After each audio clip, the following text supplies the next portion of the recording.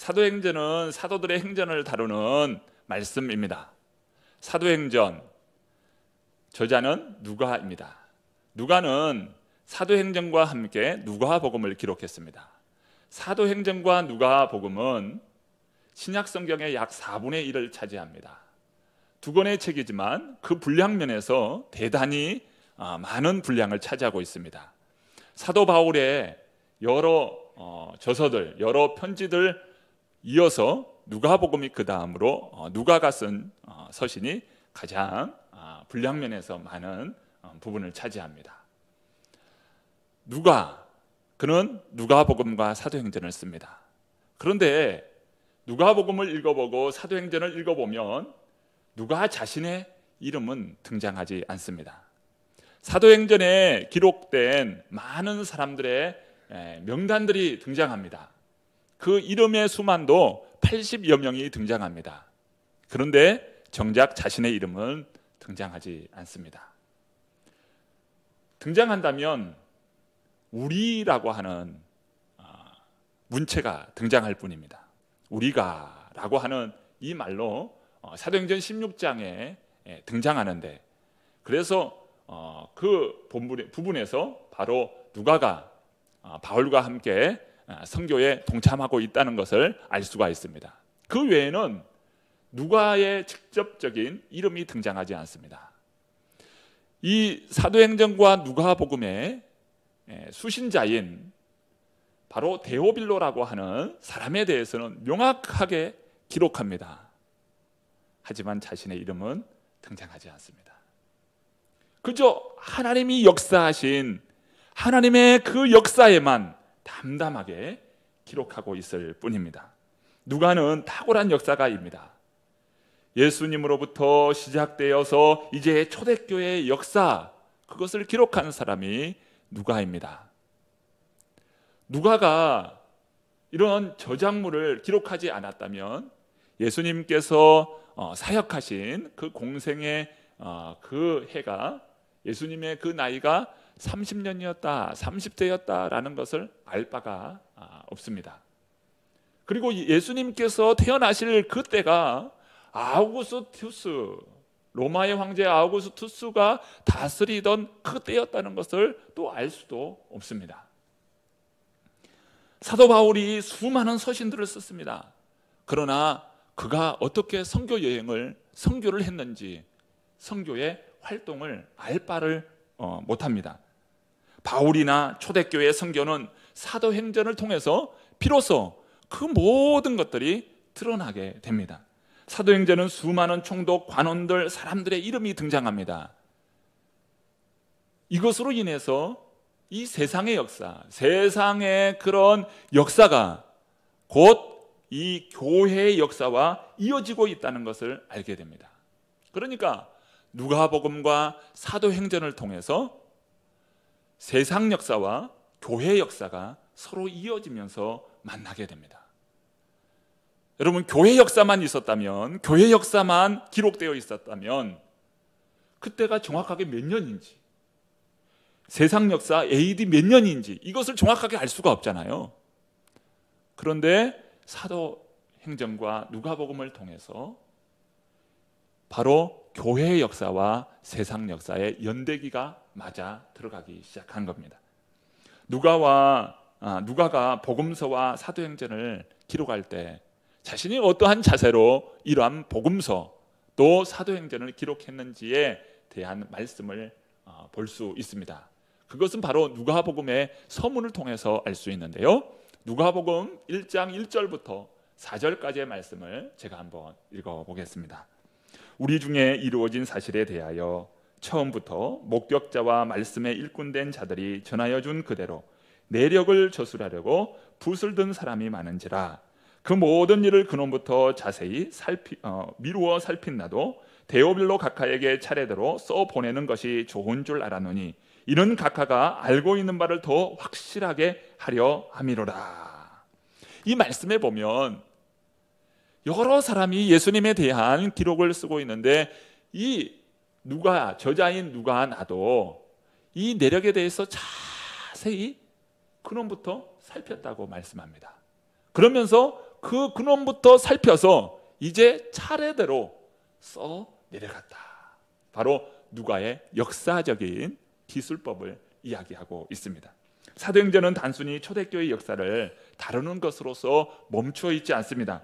구약에 시작된 하나님의 구원의 역사가 어떻게 이방 땅에게까지 복음이 전해지고 온 땅에 복음이 들어가게 되었는지 그 정당성을 밝힙니다. 우리 신앙의 뿌리를 찾아가는 작업입니다. 유대인으로부터 시작된 이 기독교가 이방인에게까지 들어가면서 바울 선교를 통해서 그 세계 선교의 꽃을 피우게 됩니다. 이것이 바로 역사인 거죠. 역사에는 강한 힘이 있습니다. 역사를 영어로 뭐라고 말합니까? 히스토리. 그 히스토리는 히스 스토리입니다. 바로 그분의 역사, 하나님의 역사를 다루는 것, 그것이 바로 역사이죠. 그러나 역사의 실제 현장에서는 잘 보이지 않습니다. 하나님의 역사가 잘 보이잖아요. 역사의 의미가 무엇인지, 이때 왜 이런 역사가 일어났는지 잘 보이지 않다가 그 역사에서 한 발 뒤로 물러서서 또 역사에서 조금 뒤로 후대가 되면 분명한 선들이 보입니다. 역사의 선들이 보이기 시작합니다. 그때는 몰랐는데 나중에서야 그 의미를 깨닫습니다. 예수님께서 십자가에 달리시고 부활하신 이후에 40일 동안 이 땅에 머무셨습니다. 이 40일 동안 이 땅에 머무시면서 예수님은 하나님의 나라의 일에 대해서 말씀하십니다.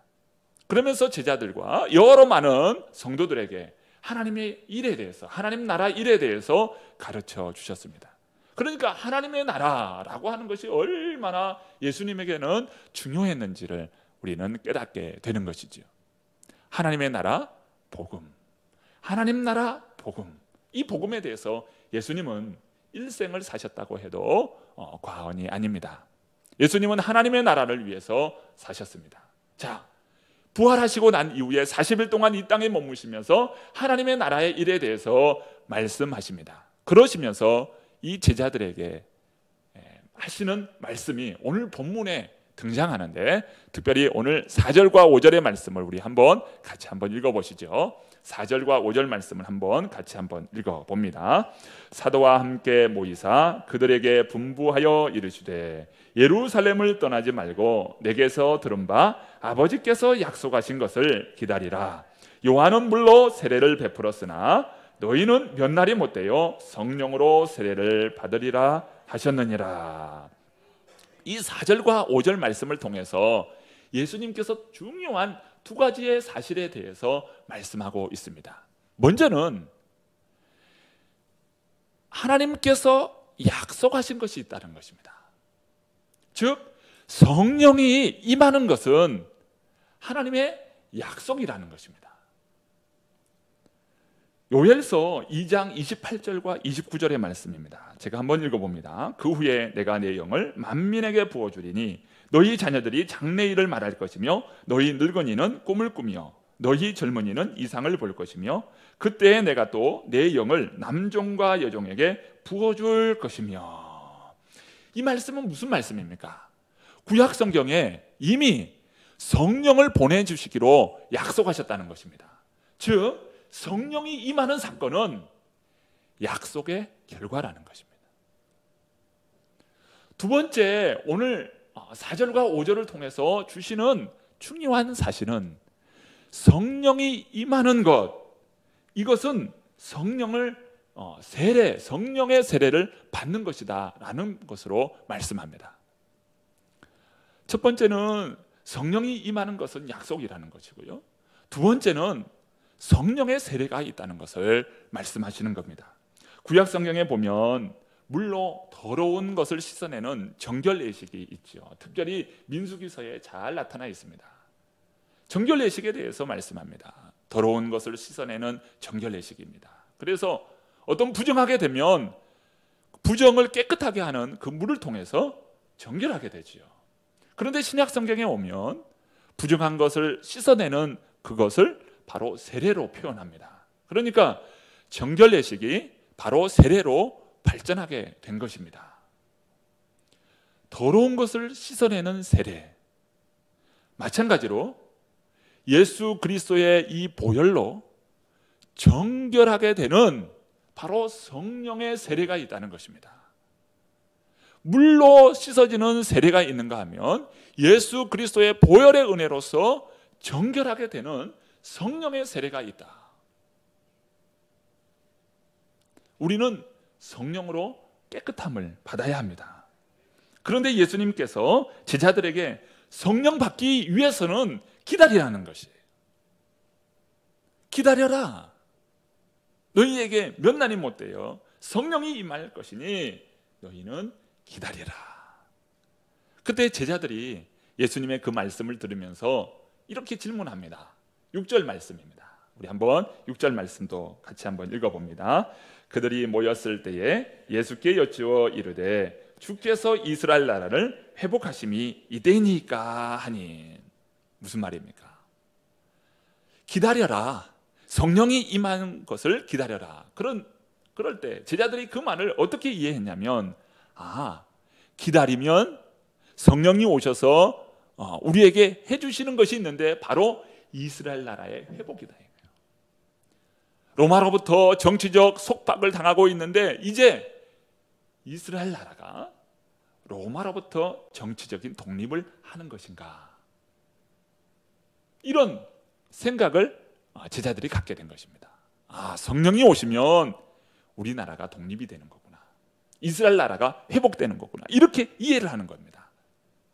그러나 그 질문에 대해서 예수님께서 7절에 이렇게 말씀하십니다. 7절 말씀도 같이 한번 읽어봅니다. 우리 같이 한번 읽어보시죠. 이르시되 때와 시기는 아버지께서 자기의 고난에 두셨으니 너희가 알 바 아니요.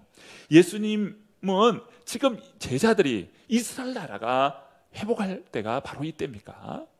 이렇게 그들이 질문할 때 예수님께서는 이스라엘 나라의 그 독립에 대해서 너희는 알 바가 아니다.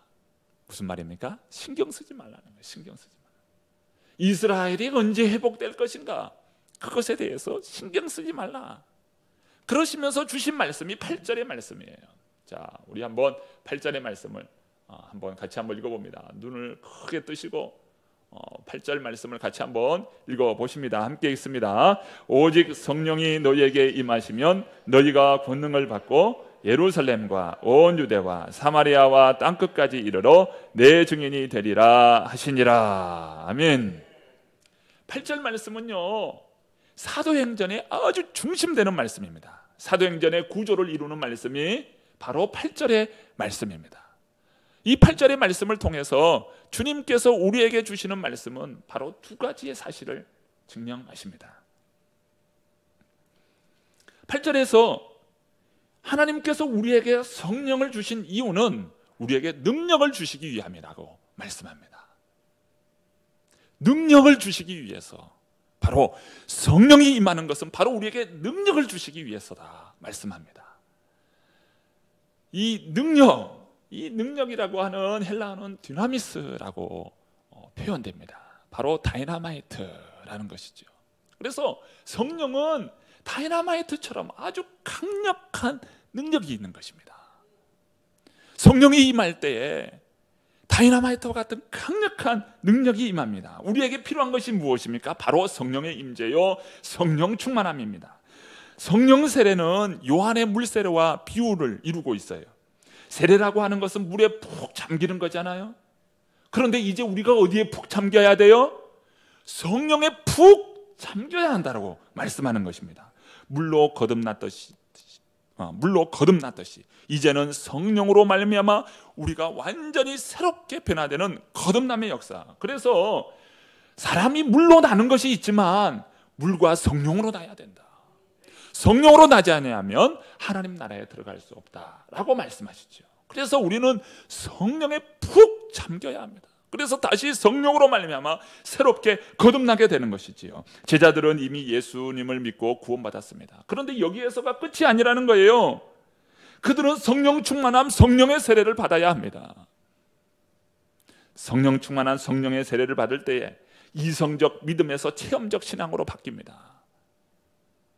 그리고 이 거듭남이 단순히 선언이 아니라 거듭남이 체험되는 것입니다.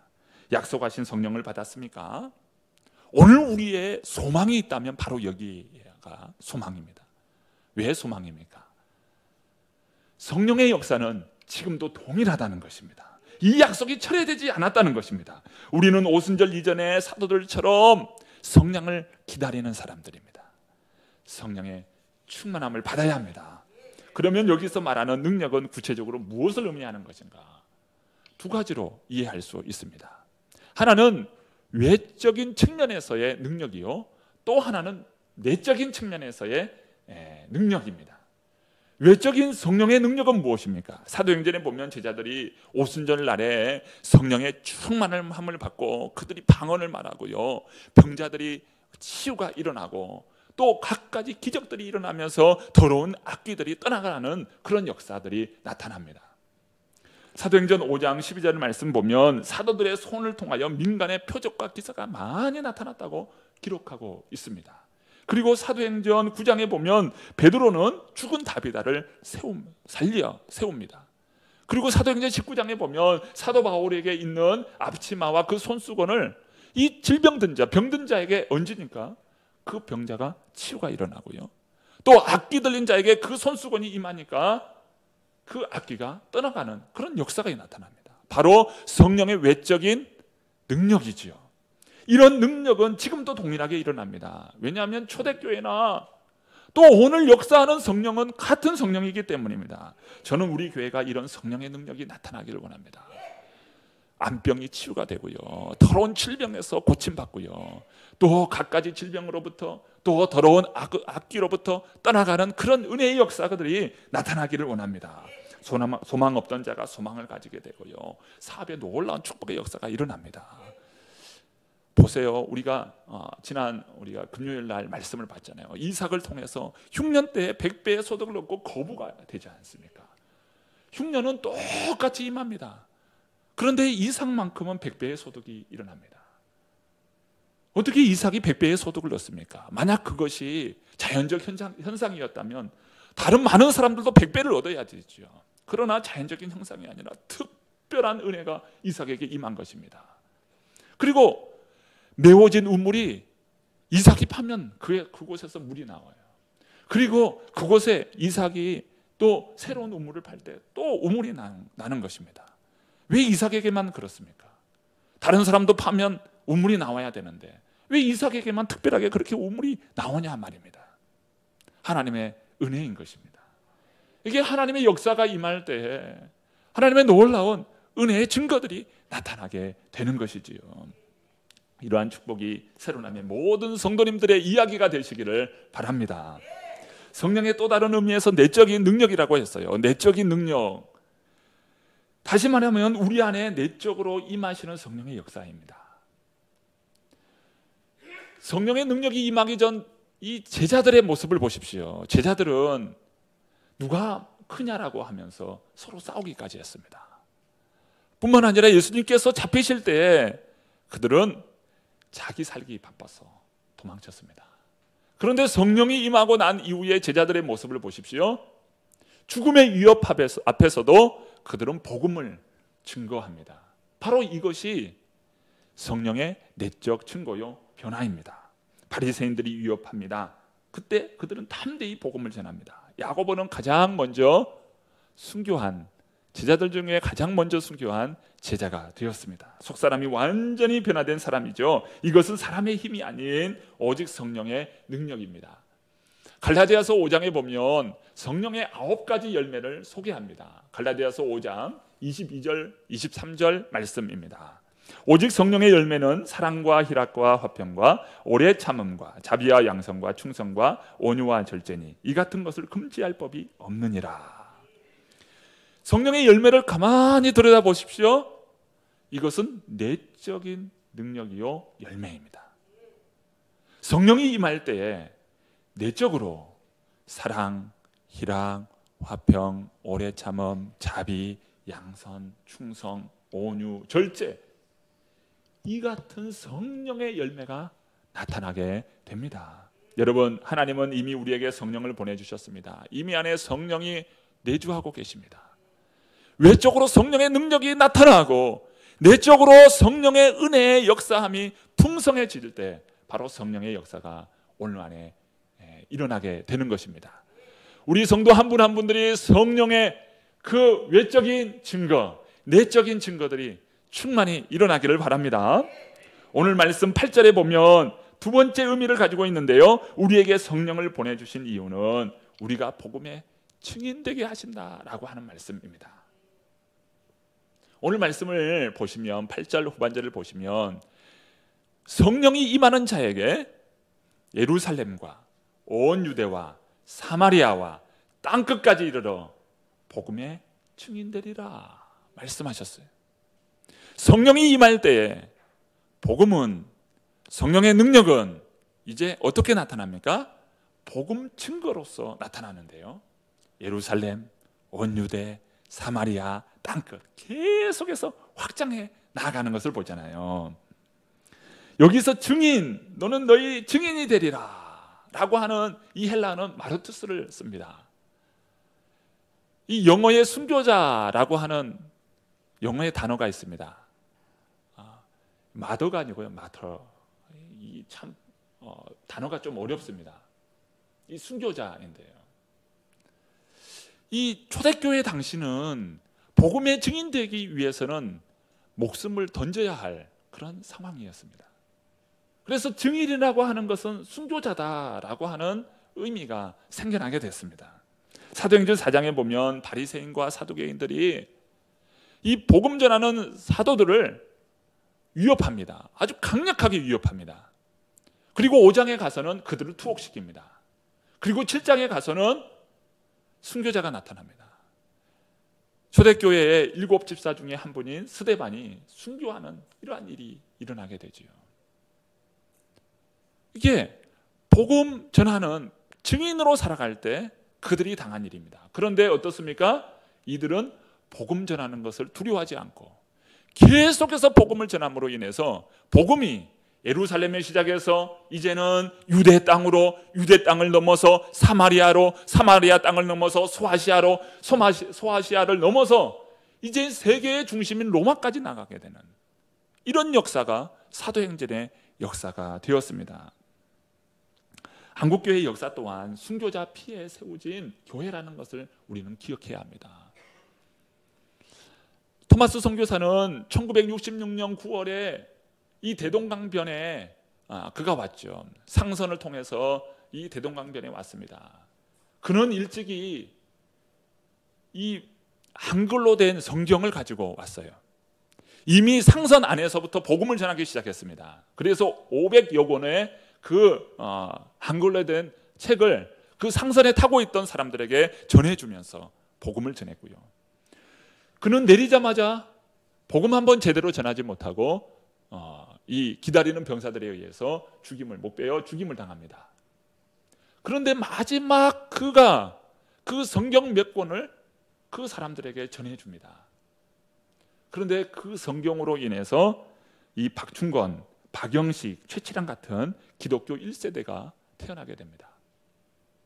선교사인 아펜젤러는요, 선교하다가 1902년에 이 목포 그 해변에서 해안가에서 배가 충돌하는 사고가 일어납니다. 그 사고로 말미암아 많은 사람들이 빠져 죽죠. 그때 이 아펜젤러는 그 사람들 한 사람이라도 살리기 위해서 그는 바다에 뛰어듭니다. 그리고 한 사람을 구하고 또 한 사람을 구하려다가 자신도 그 물에 빠져 죽습니다. 오늘 우리가 복음이 전해지기까지, 오늘 우리에게 복음이 전해지기까지 많은 순교자의 피가 있었다는 것을 우리는 기억해야 합니다. 우리나라의 순교자의 수를 전체 헤아려 보면 약 2,600명 정도가 됩니다. 순교자의 피에 세운 교회라. 우리는 이 복음을 이제 우리가 감당해야 합니다. 순교자의 피에 세운 그 교회를 위해서 이제는 그 복음을 오늘 우리가 감당해야 합니다. 로마서 10장 14절과 15절 말씀입니다. 로마서 10장 14절 15절 앞에 화면을 보면서 같이 한번 읽어보시죠. 함께 읽습니다. 그런즉 그들이 믿지 아니하는 일을 어찌 부르리요? 듣지도 못한 일을 어찌 믿으리요? 전파하는 자가 없이 어찌 들으리요? 보내심을 받지 아니하였으면 어찌 전파하리요? 기록된 바 아름답도다. 좋은 소식을 전하는 자들의 발이여함과 같으니라. 아멘. 이 말씀을 종합해 보면 이렇습니다. 전하지 않는데 어떻게 듣겠냐? 전하지 않는데 어떻게 귀를 열어서 들을 수 있느냐? 복음은 전하는 것입니다. 사도 바울은 그런 표현을 썼어요. 전도의 미련한 방법으로 오늘 우리가 전도한다. 그런데 십자가의 도가 그것을 믿지 아니하는 자에게는 어리석게 보이지만 구원을 받는 오늘 우리에게는 하나님의 능력이라고 말씀합니다. 전하지 않으면 들을 수가 없습니다. 아무리 가까운 이웃이라도, 아무리 가까운 가족이라도 복음을 전하지 않으면 그들은 들을 수가 없는 것입니다. 가까운 사람을 누구에게 맡겨주었을까요? 바로 나에게 맡겨주신 것입니다. 가족을 나에게 맡겨주었고, 가까운 이웃을 나에게 맡겨주었고, 내 주변 사람을 나에게 맡겨주셨어요. 내가 전하지 않으면 그들은 복음을 들을 기회가 없습니다. 예수님은 40일 동안 이 땅에 머무시면서 하나님 나라 일을 전했습니다. 사도 바울은 이 복음을 전할 때 마지막 사도행전 제일 마지막 절을 보세요. 그는 하나님의 나라의 일을, 그 갇힌 중에서도 하나님의 그 나라의 일을 전하는데 그 말자가 없었다고 이야기합니다. 무슨 말입니까? 환경의 문제가 아니라는 거예요. 환경의 문제. 환경에 구애받지 않고 하나님의 나라의 일을 전했다. 그것을 그 말자가 없었다고 말씀하고 있습니다. 세상이 왜 우리를 감당하지 못합니까? 그것은 복음 때문입니다. 오늘 우리의 믿음 때문입니다. 믿음의 사람을 세상 사람들은 우리를 감당할 수가 없어요. 죽음 앞에서도 오늘 우리는 복음을 감당하고, 감옥에서도 복음을 감당하고, 또 기회가 있는 대로 복음을 감당합니다. 이게 초대교회의 역사인 것이죠. 주님께서 말씀하십니다. 내가 너에게 권능을 주고 능력을 준다고 말씀합니다. 그러면서 주님께서 말씀하시기를 이제 그 복음을 이제 네가 감당해야 한다. 바로 네가 증인이라고 말씀하십니다. 주변을 돌아보십시오. 우리는 예수님을 모르는 자들에게 복음의 증인으로 살아가야 합니다. 주님은 우리가 복음의 증인 되기를 간절히 바라고 있어요. 가족, 주변 사람들, 그들을 나에게 맡겨주었습니다. 내가 전하지 않으면 그들은 복음을 들을 수 없습니다. 성령의 능력으로 충만하십시다. 성령의 능력으로 충만하십시다. 장작이 아무리 많이 쌓여 있더라도 그곳에 불이 없으면 장작은 아무리 많아도 소용이 없는 것이죠. 성령의 불이 임해야 합니다. 성령의 불이 임할 때 쌓아놓은 장작은 활활 타오르게 될 것입니다. 우리 모두 다 성령 충만해서 복음의 증인되는 저와 여러분 되기를 간절히 축원합니다.